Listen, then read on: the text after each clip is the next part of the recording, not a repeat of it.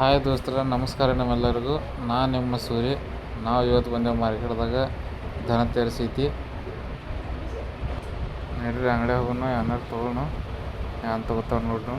ಅಂಗಡಿಯಾಗ ಬಂದ ತಕ್ಷಣ ನನಗೆ ಇವ್ರದ್ದು ರಾಜಕೀಯ ನೋಡ್ರಿ. ಹಿಂಗಾರ ಇವ್ರ ಹುಡುಗರು ಹೆಂಗೆ ಮಾಡ್ತಾರೆ ನೋಡ್ರಿ.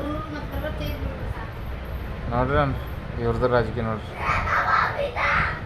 ಕೈ ಕಿವಿಗೆ ಫೋನ್ ಹಚ್ಕೊಂಡು ತಿರುಗಾಡಕತ್ತಾವ. ಇವೊಬ್ಬ ಏನೋ ಸರ್ವೆ ಮಾಡ್ಕೊಂಡು ತಿರುಗಾಡದ ನೋಡ್ರಿ.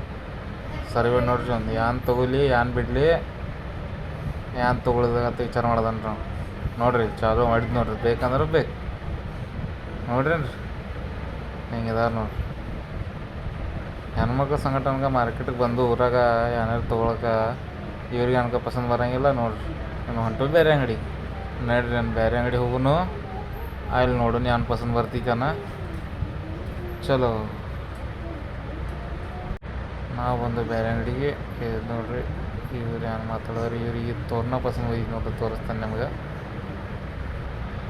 ಇದು ನೋಡ್ರಿ, ಇದು ಪಸಂದ್ ಮಾಡಿದಾರೆ ನೋಡ್ರಿ.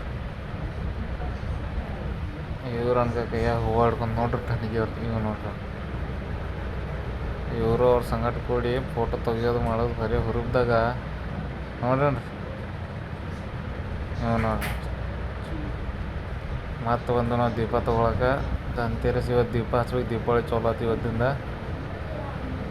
ದೀಪ ಖರೀದಿ ಮಾಡಿ ಇವತ್ತು ದೀಪ ಹಚ್ಚೋಣ.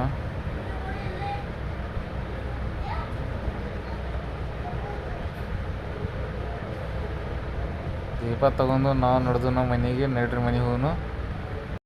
ಫೈನಲಿ ನಾವು ಬಂದು ನಮ್ಮ ಮನೆಗೆ. ನಿಮಗೂ ಹಾಗೂ ನಿಮ್ಮ ಎಲ್ಲ ಬಂಧು ಬಾಂಧವರಿಗೆ ಧನ ತೇರಿಸದ ಆರ್ಥಿಕ ಶುಭಾಶಯಗಳು. ಜೈ ಹಿಂದ್, ಜೈ ಕರ್ನಾಟಕ.